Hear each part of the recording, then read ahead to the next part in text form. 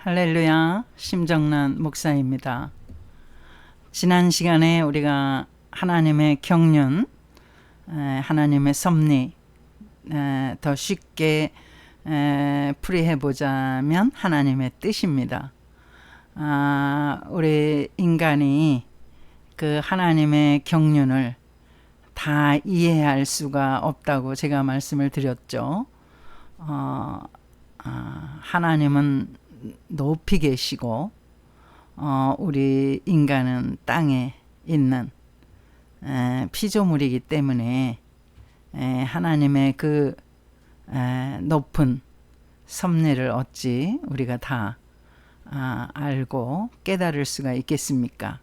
그래서 오늘은 한번 이렇게 또 생각하는 시간을 가졌으면 좋겠습니다. 우리가 어차피 하나님의 경륜을 다 깨닫고 이해하지 못할 바에야 차라리 우리의 믿음 생활에서 큰 그림을 그려나가는 것은 어떨까, 그런 생각을 좀 해보게 되었습니다. 모세라는 뜻은 이제 물에서 건져 올렸다. 물에서 건져 올린 그런 사람이다. 그래서 이제 모세라고 이름을 줬는데요. 그 어머니 요게벳은 이제 참 그 뜻하지 않게, 하나님의 섭리죠, 이것도. 모세를 이제 석 달 후에 그 아이가 너무나 이제 소리가 크게 울고 이러니까 숨겨서 키울 수가 없게 된 거죠. 그래서 이제 바구니에 그 역청을 발라서 정말 물 샐 틈 없이 그 바구니를 만들어서 그 나일강에 띄우죠, 아기를. 그리고 이제 누나 미리암에게 그 바구니가 어디로 향해서 가는지를 지켜보도록 그렇게 했죠. 그랬더니 정말 그 모세가 그냥 그 나일강에 막 흘러서 빠져 죽는 것이 아니라 정말 그 하나님의 섭리와 인도하심이 있는 것처럼 그 바로 왕의 그 딸, 그 공주가 그 나와서 춤을 추고 있는 그 물가에 까지 그 바구니가 당도하는 그런 놀라운 일이 벌어진 거죠. 그래서 그 공주가 내려와서 그 바구니가 뭔가 하고 들여다 보니까 너무나 정말 아름답고 이쁜 그 아기가, 산의 아이가 거기서 잠을 자고 있는 것입니다. 그래서 이 공주는 그 모세를 보자마자 너무나 그 마음이 뿅 갔던 것 같아요. 그래서 건져서 자기의 아들로 삼죠. 그리고 궁에서 이제 왕자로 키우게 됩니다. 그 공주는 마침 그 결혼도 했지만은 아기가 없었어요. 그러니까 모세를 얼마나 애지중지 키웠겠습니까? 여기서 더 놀라운 것은 이제 미리암이 이제 쫓아가서 그 공주에게 이렇게 말합니다. 공주님, 제가 이 아기를 위해서 유모를 구해 오겠습니다. 그가 뭐 이렇다 저렇다 다른 얘기는 하지 않고 이제 그 유모가 필요하지 않겠어요? 아직 젖을 먹어야 되니까. 그래서 그 공주가 그러면 유모를 빨리 데려오라고 명령을 하죠. 그래서 그 유모가 바로 그 모세의 엄마 요게벳이 공주 앞으로 불려가는 것입니다. 그 참 하나님의 참 그 섭리가 놀랍지 않습니까? 내 품을 떠나서 나일강에 흘러 떠내려가는데 공주가 붙잡아서 그 아이를 너무나 흠모하고 아들을 삼고 또 유모를 구하는데 유모는 바로 모세의 친어머니인 거예요. 그래서 이 요게벳은 이제 그날로 이제 모세의 유모가 되어서 모세를 키웁니다. 젖을 물리고 모세를 키우는데 그저 젖만 물렸겠습니까? 그에게 아름다운 그 노래를 불러주죠. 그 요게벳의 노래라는 그 또 CCM도 있습니다. 요게벳은 모세에게 민족 정신을 일깨워 주었겠죠. 너는 여기 애굽의 공주에서 바로의 궁전에서 호의호식하며 사는 살 그러한 존재가 아니다. 너는 그 히브리 민족이다. 우리의 조상은 아브라함이다.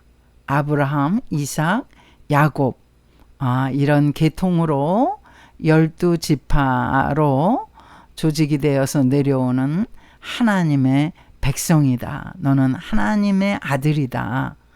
이제 우리가 이 애굽에서 지금은 종살이하고 있지만은 언젠가는 하나님께서 이제 우리를 가나안, 하나님이 아브라함에게 약속하신 땅 가나안으로 인도하실 것이다. 그러니까 너는 바로 왕궁의 애굽의 바로 왕궁의 그 찬란한 그러한 생활에 묻혀서 그렇게 살아갈 것이 아니라 이제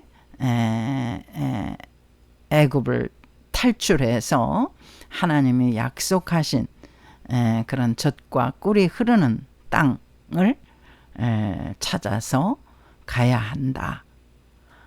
이렇게 요게벳은 계속 모세의 귀에 아들의 귀에 민족 정신을 고취시켰겠죠. 모세는 그러한 이제 요게벳의 그 기도와 신앙을 그가 전수 받았을 것입니다. 그런데 여러분 한번 생각해 보세요. 그 요게벳이 그렇게 정말 고대하며 이제 그 모세가 왕궁에서 이제 장성해서 실력도 갖추고 권력도 얻고 모든 힘을 다 구비하면 이제 하나님께서 우리 민족을 구원하실 것이다.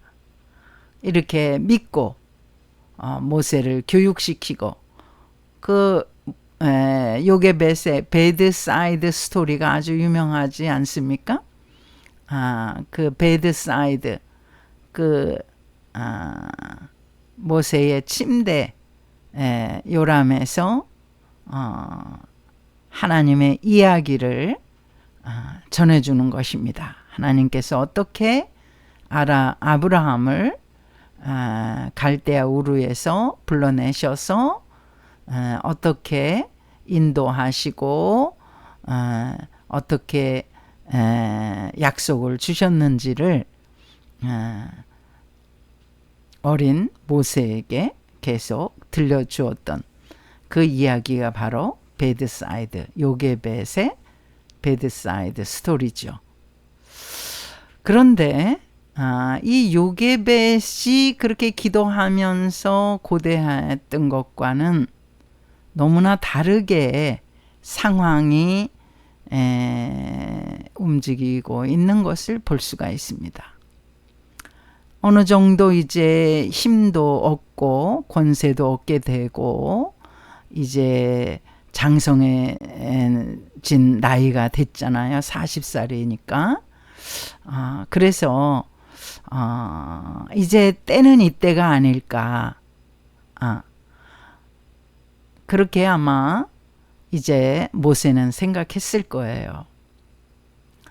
누구보다도 요게벳은 아들의 그러한 활동을 무언에 지지하면서 하나님께 부르짖어 기도했겠지요. 그런데 너무나 뚱딴지같이 흘러가는 것이 뜻하지 않게 모세는 자기의 혈기에 따라서 혈기로 사람을 죽이는 살인자가 됐죠. 더구나 더 놀라운 것은 그가 살인을 한 것보다도 또 더 놀라운 것은 자기 민족, 히브리 민족이 자기를 따르지 않는 것입니다. 오히려 모세를 비난하는 것이죠. 자, 당신이 어제는 애굽 군인을 죽이더니 오늘은 또 우리 히브리, 우리 민족 앞에서 당신이 지도자로 나서려고 합니까? 이러면서 빈정거리고 모세를 면박을 주죠. 모세는 여기서 크게 정말 엄청난 충격을 받았을 것입니다. 그가 애굽 군사 왕자로서 애굽 군사를 애굽의 그 군인 졸병을 하나 죽이는 거를 그거를 그렇게 크게 두려워하지는 않았을 것 같습니다. 그 당시에 어떤 문화로는. 그런데 그가 충격을 받은 건 다른 게 아니라 자기 민족이 그를 우러러보지 않고 오히려 그를 비난하고 따르지 않는 그들의 그 모습을 보았을 때 그는 충격을 받았던 것 같습니다. 그래서 그는 내가 생각했던 것과는 너무나 다르거나 너무나 다르게 지금 상황이 흘러가는구나. 그래서 이제 미디안 광야로 출행랑을 치게 되는 거죠.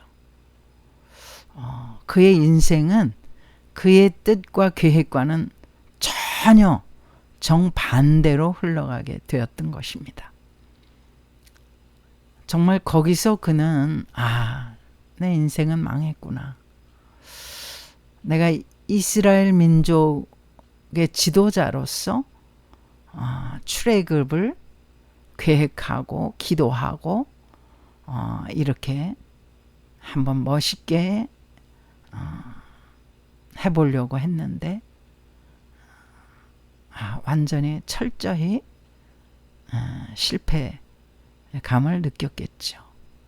그는 무려 미디안 광야에서 40년을 그러니까 그의 나이 80세가 되도록 그는 정말 너무나 별 볼 일 없이 너무나 평범보다도 더 이하로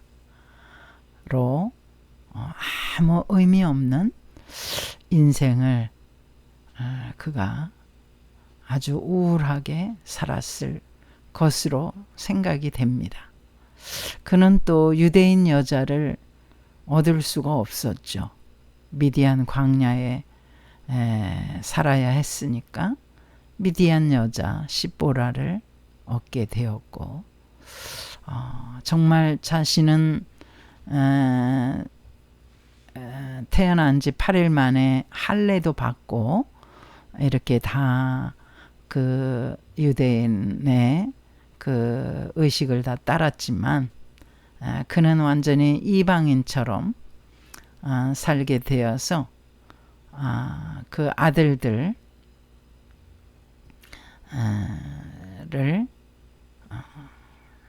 할례도 주지 못하는 그러한 그 아빠가 되었던 것입니다. 이때까지도 아마 요게벳은, 그러니까 모세가 미디안 광야로 도망쳤을 때가 40살이었으니까 그 어머니 모친인 요게벳도 그 당시에 살았을 것으로 그렇게 생각이 됩니다. 그렇다면 요게벳은 그 아들을 위하여 너가 바로 민족을 구원해낼 아들이다, 이러면서 민족의 그 어떤 민족 정신을 고취시켰던 요게벳, 그 요게벳은 또 얼마나 실망이 컸겠습니까? 그 40년을 미디안에서 모세가 그저 그렇게 살고 있는 것을 보았을 때 이만저만 불행한 일이 아니었고 불행감을 느꼈을 것입니다. 그래서 아마 요게벳이 모세가 그토록 그 많은 세월을 그것에서 그저 그렇게 자기 양 한 마리 없이 장인의 양들을 치는 그저 목동으로 집 한 칸도 없이 이렇게 살 줄을 정말 상상이나 했겠습니까? 요게벳은 너무나 절망감에 정말 모세보다 더 큰 절망감에 빠졌을 것입니다. 근데 우리 인생이 그 모세의 인생과 별반 다르지 않다는 것입니다. 우리의 뜻을 세우려고, 우리의 계획을 이루어 보려고 정말 밤낮을 가리지 않고 많은 노력을 기울이면서 살지 않습니까?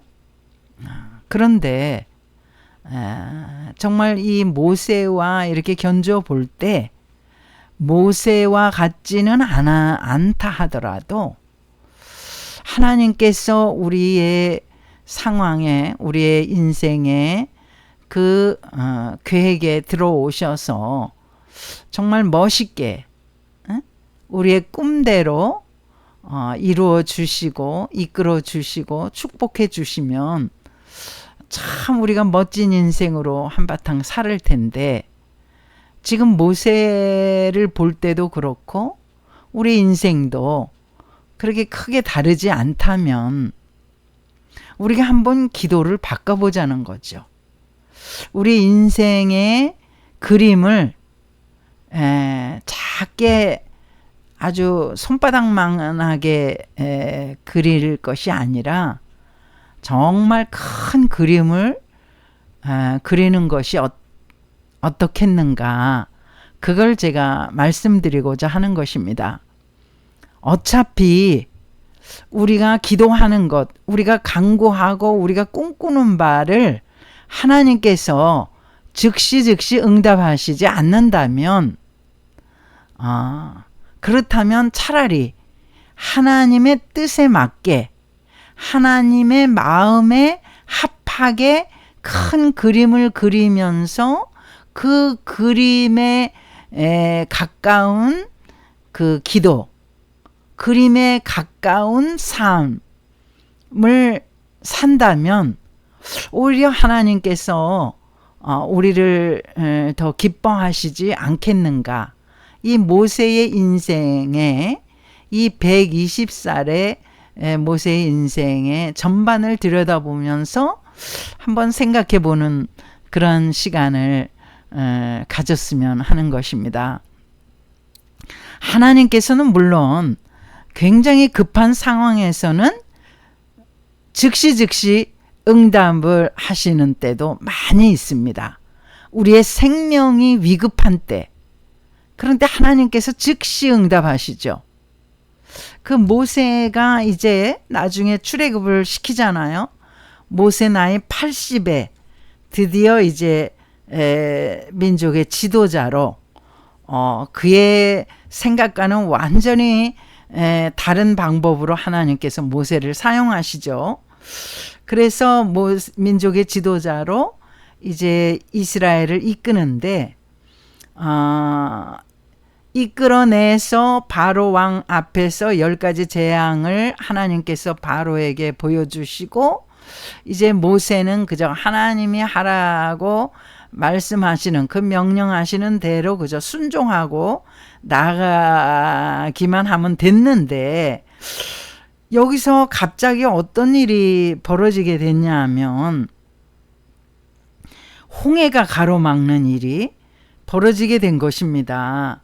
이건 정말 모세의 그 생각 속에 없었던 그런 일이었거든요.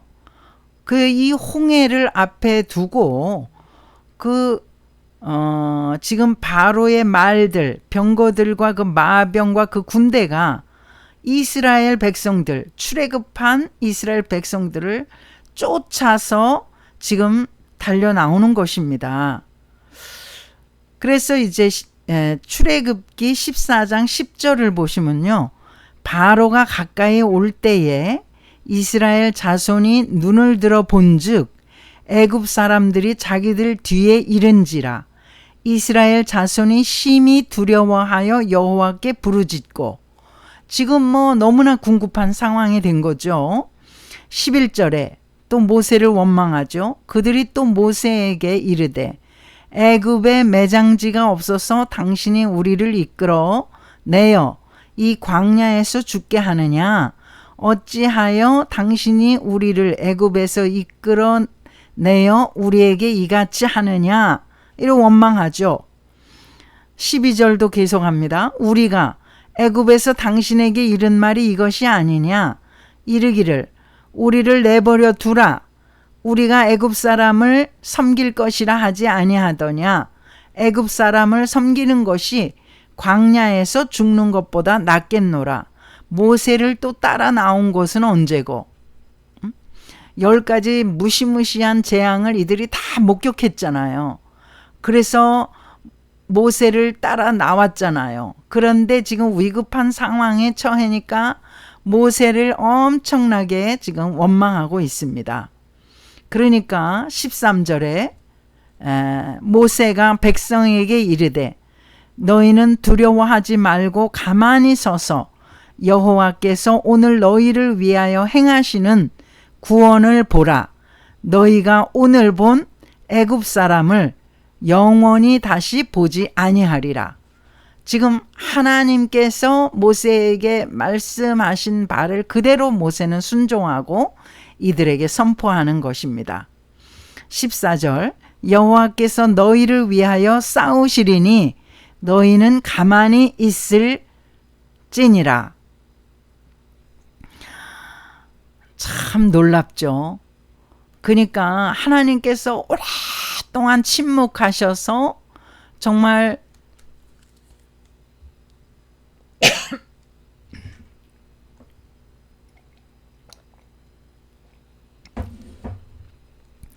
모세를 우울증에 빠뜨리시고 또 요게벳을 절망에 빠뜨리신 하나님께서 하나님의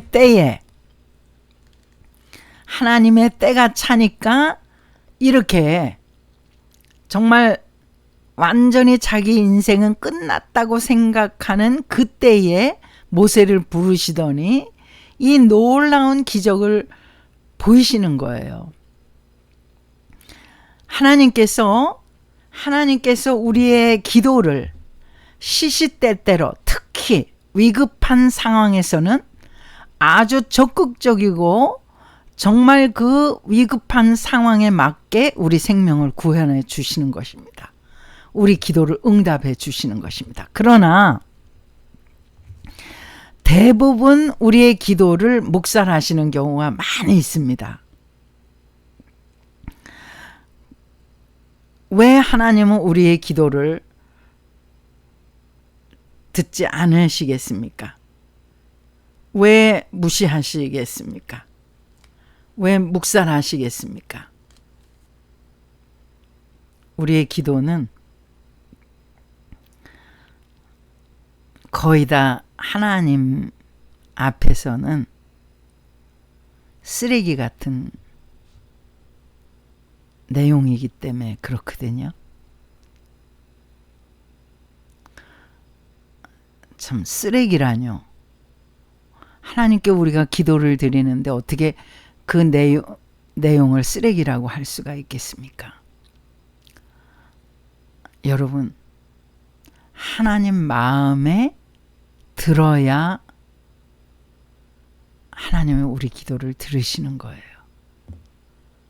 근데 우리가 정욕대로 구하고 우리의 이기심대로 구하고 구하지 않을 것을 구하고 하나님의 뜻을 전혀 무시하고 우리의 뜻을 관철을 시키려고 애쓰고 힘쓰고, 그는 다 하나님 앞에서 쓰레기 같은 기도 내용이라는 것입니다.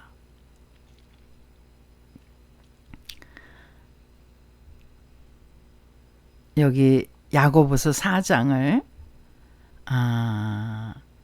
4장 2절 하반절을 제가 읽어드릴게요. 너희가 얻지 못함은 구하지 아니하기 때문이요. 3절입니다. 구하여도 받지 못함은 정욕으로 쓰려고 잘못 구하기 때문이라. 정욕대로 구한다는 겁니다.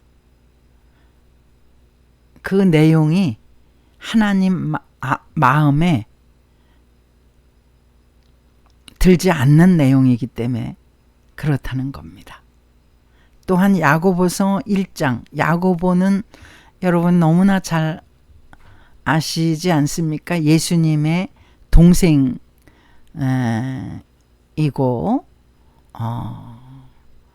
그 예수님의 삶을 어려서부터 다 면밀하게 관찰했던 사도라고 할 수가 있습니다. 그래서 야고보는 특히 그 행위를 많이 강조하는 사도라고 할 수가 있죠. 믿음과 행위가 일치하지 않으면 그것은 믿음이 아니다. 죽은 믿음이다. 뭐 이렇게 그가 강조하고 있는데, 여기 제가 1장을 한번 그 1장 6절을 읽어드리겠습니다.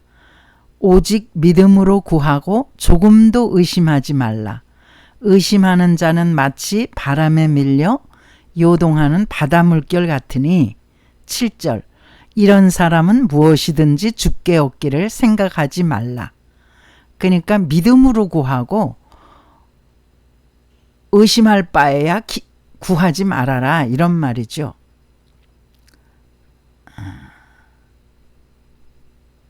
여기 야고보서 1장에 7절, 8절을 한번 읽어드리겠습니다. 이런 사람은 무엇이든지 주께 얻기를 생각하지 말라. 8절 두 마음을 품어 모든 일에 정함이 없는 자로다. 두 마음, 믿음 있는 마음, 그 다음에 의심하는 마음. 그 두 마음이 우리 마음 가운데 교차를 하면 그러면 그건 기도해도 소용이 없다는 거죠. 왜냐하면 구해도 받지 못하니까. 그러니까 우리가 기도해도 받지 못하는 그러한 그 기도가 많이 있다는 거예요. 그래서 제가 이제 여러분에게 차라리 받지 못할 바에야 큰 그림의 기도를 드리는 것이 어떻겠나. 큰 그림의 기도라는 건 어떻습니까? 우리에게 무엇을 먹을까 마실까 입을까, 이러한 기도. 예수님도 그렇게 말씀하셨잖아요. 너희는 먼저 그 나라와 그 의를 구하라. 그리하면 이 모든 것을 너희에게 더하여 주시리라. 근데 그 앞전에 마태복음 6장 33절 그 앞전에는 너희가 무엇을 먹을까? 너희가 무엇을 마실까? 또는 무엇을 입을까? 염려하지 마라. 그러니까 우리 인생의 대부분의 어떤 그 시간을 먹는 것, 입는 것, 마시는 것, 사는 것, 여기에 치중해서 우리가 이제 사는 존재들이잖아요. 근데 예수님께서는 그러지 말아라. 더군다나 구하는 것까지도 먹는 것, 마시는 것, 입는 것 이런 거에 치우쳐서 구하지 말아라. 오히려 그 나라와 그 의를 구하라. 이게 이제 큰 그림인 거죠. 어차피 우리가 기도해도 그렇게 우리의 정욕대로 기도하는 것은 주님이 듣지도 않으시니까 그냥 시간 낭비가 될 뿐이잖아요. 그럴 바에야 큰 그림의 기도를 드리는 것이 어떻겠는가. 큰 그림의 기도라는 건 어떻습니까? 우리 민족을 위한 기도, 또 교회를 비난하고 비방하고 떠난 사람들이 많이 있지 않습니까? 더군다나 코로나 시기에, 근 3년여 시기에 많은 이들이 교회를 떠나고 아직까지 돌아오지 않고 있지 않습니까? 기도하는 것이죠. 하나님, 교회를 떠나서 세상에서 방황하는 많은 이들, 탕자처럼 방황하는 많은 이들이 아버지 집으로 돌아오게 해주시고 하나님 품으로 돌아오게 해달라고. 그런 큰 그림의 기도, 우리 자식들을 위한 기도도 우리 가문이 믿음의 가문이 되게 해달라고. 자손 대대로 하나님께 영광 돌리는 그런 믿음의 가문을 위하여 기도하는 것. 그 기도의 폭이 넓어지는 것이고 큰 그림의 기도를 하는 것이죠.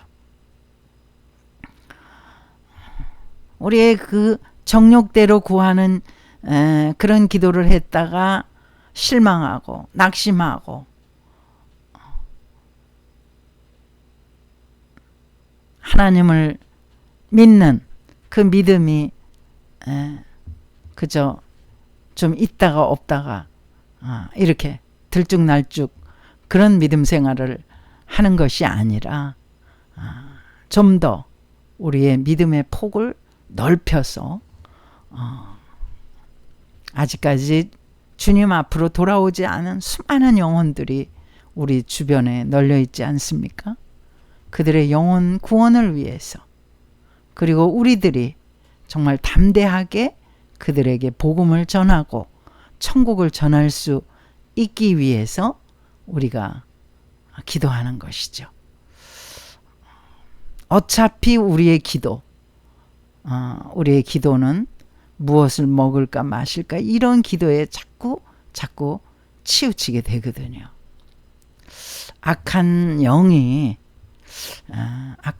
계속 우리를 그렇게 우리의 마음을 좁히고 우리의 마음에 그런 악한 씨를 뿌려서 우리가 큰 그림을 그리지 못하도록, 정말 하나님이 기뻐하시는, 하나님 마음에 흡족하게 마음에 드시는 그런 기도를 하지 못하게 하는 그런 악한 원수 마귀가 늘상 우리 주변에 맴돌면서 틈타기 때문에 우리는 정말 의식적으로 큰 그림의 기도를 드릴 것을 제가 권면하고 싶습니다.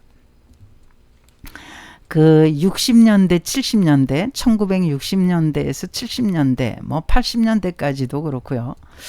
그 폴 사이먼이라는 그 음악인이 팝송 가수 겸 그 또 싱어송라이터라고 할 수 있는 아주 굉장히 재능이 출중한 그런 분이 아직까지도 그분이 아마 살아계실지 모르겠는데 그 사운드 오브 사일런스라는 유명한 그러한 이제 그 곡이 제가 그 대학 때 아주 이게 굉장히 유행을 했었어요.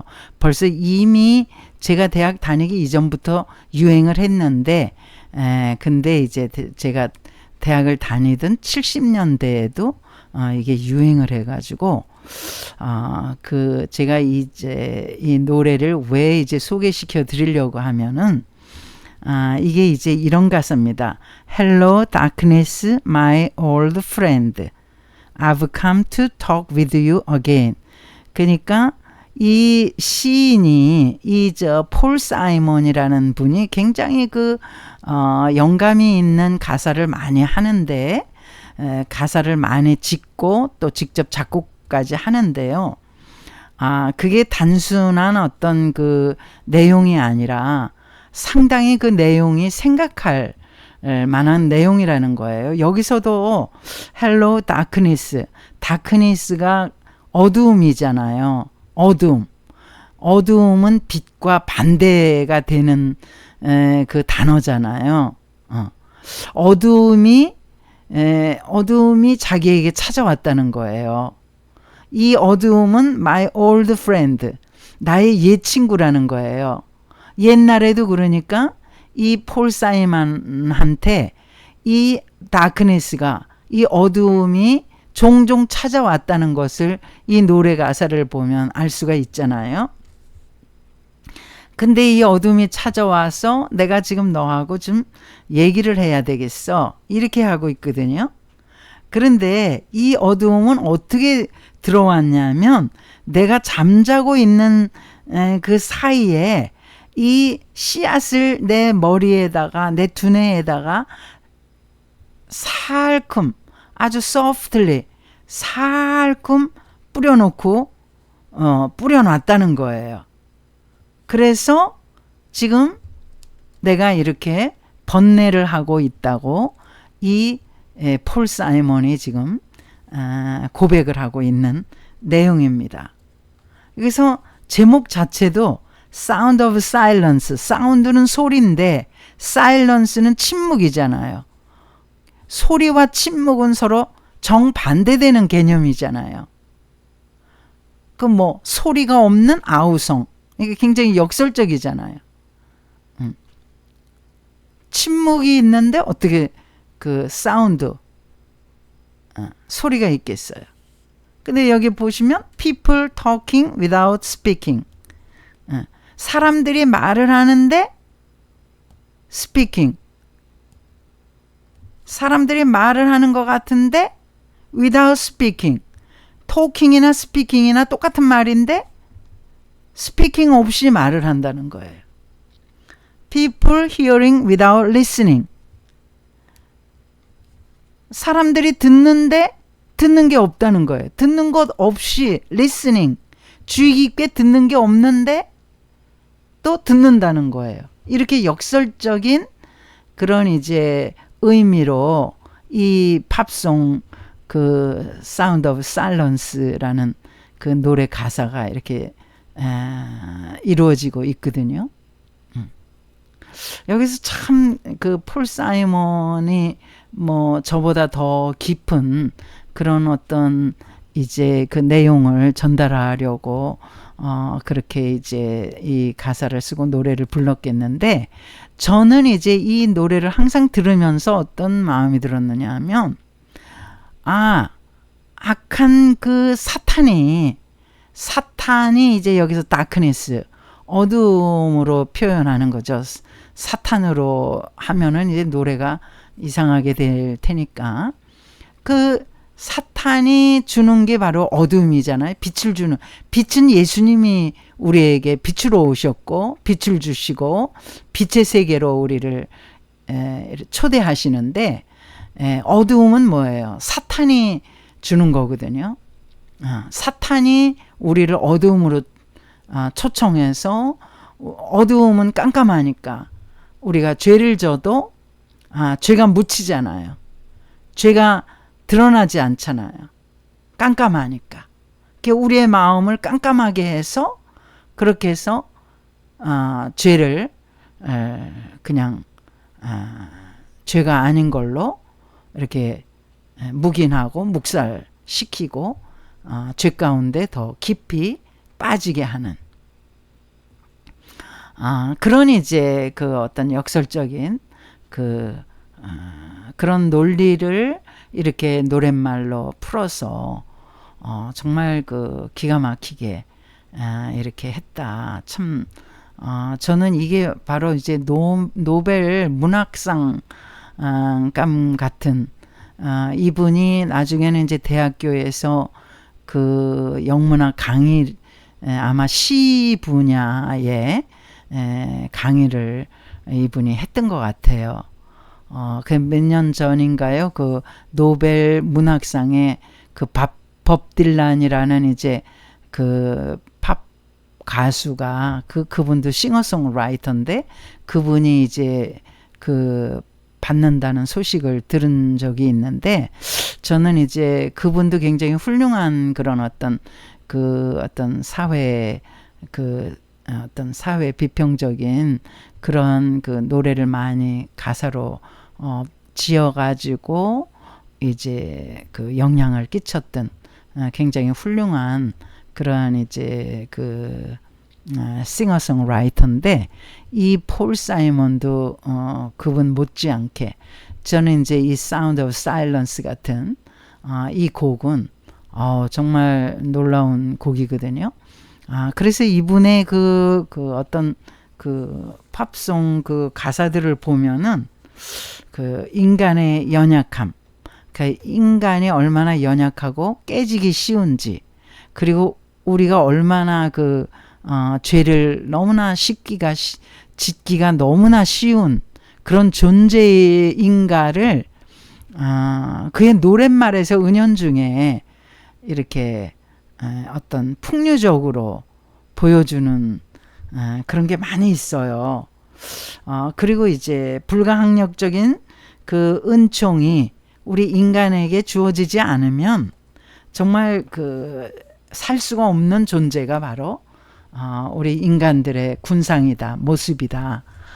이거를 이렇게 이제 나타내주는 그 자기의 노랫말에 표현하는 그래서 참 이분이 노골적으로 복음을 전하는 그리고 뭐 복음 CCM 가수나 그 CCM을 만든 그러한 이제 가수는 아니지만은 그의 그 어떤 그 노래의 면면에는 정말 그 인간의 그 어떤 이중성 또 허약함 인간의 어떤 불건전함 인간의 어떤 타락상 뭐 이런 부분들을 은연중에 이렇게 비꼬듯이 나타내면서 그 노래를 만드는 그래서 이제 제가 개인적으로 이분의 노래나 가사를 상당히 이제 음미하면서 좋아하는 그런 가수라서 제가 이 시간에 한번 소개를 드려봤습니다. 우리가 이렇게 기도를 할 때 정말 큰 그림을 그리는 기도를 하자 이렇게 제가 말씀을 드리지만은 항상 우리는 이제 연약한 존재고 이기적인 존재이기 때문에 그 기도의 어떤 그 내용에 들어가면 자꾸 더 좁혀져 가지고 그저 우리의 그 어떤 이기적인 그 반경 안에서 맴돌 때가 많이 있습니다. 그래서 이제 시작부터 우리는 큰 그림의 기도를 가지고 기도를 시작하면 훨씬 더 이제 기도가 풍부해지면서 자기만의 어떤 이기적인 기도에 갇히지 않는 그런 경험을 하게 되는 것입니다. 하나님께서는 우리의 이기적인 기도이든 우리의 어떤 기도이든 들으시고 그 급함의 그 완급을 하나님께서 정하셔서 정말 이거는 정말 급한 기도구나. 이기적이지만은 급한 기도구나. 그거는 급하게 응답해 주시는 거예요. 그런 걸 따지지 않으시고 하나님의 그 마음에 이건 급하구나 하고서 그 완급을 하나님이 조정하신다는 거죠. 그래서 우리는 그저 급한 기도는 뭐 무조건적으로 해야 되겠죠. 그렇지만 항상 우리가 우리의 기도의 그 어떤 그 테두리가 우리 안에서만 머물러 있고 개인주의적으로만 머물러 있으면 하나님은 들으시지도 않으신다는 거죠. 그냥 다 쓰레기통에 버리신다는 거죠. 그럴 바에야 우리가 기도하는 노력을 하는데, 기도는 참 노동이라고 그랬거든요. 루터는 하나님께 기도하는 건 노동이라고 그랬어요. 가만히 앉아서 기도하는 것 같지만 그만큼 어렵다는 것입니다. 노동하는 것처럼. 이렇게 노동하는 것처럼 어려운 기도를 시간을 내가면서 하는데, 그게 다 하나님의 쓰레기통에다 들어가는 그런 거라면 얼마나 우리가 억울하잖아요. 그러니까 하나님의 기왕의 정말 하나님의 마음에 합한 기도, 큰 그림의 기도, 하나님이 기뻐하실 만한 기도, 그런 것들을 우리가 찾아서 자꾸 하다가 보면은 우리가 기도 맛을 알고 우리가 개인적이고 정말 이기적인 기도의 안에서, 그 테두리 안에서 벗어나지 못하는 그러한 참 연약한 그러한 믿음의 사람이 매서 탈피할 수가 있다고 저는 말씀을 드리고 싶습니다. 할렐루야. 오늘은 큰 그림의 기도를 드립시다 하는 제목으로 말씀을 드렸습니다. 다음 시간에 또 뵙겠습니다.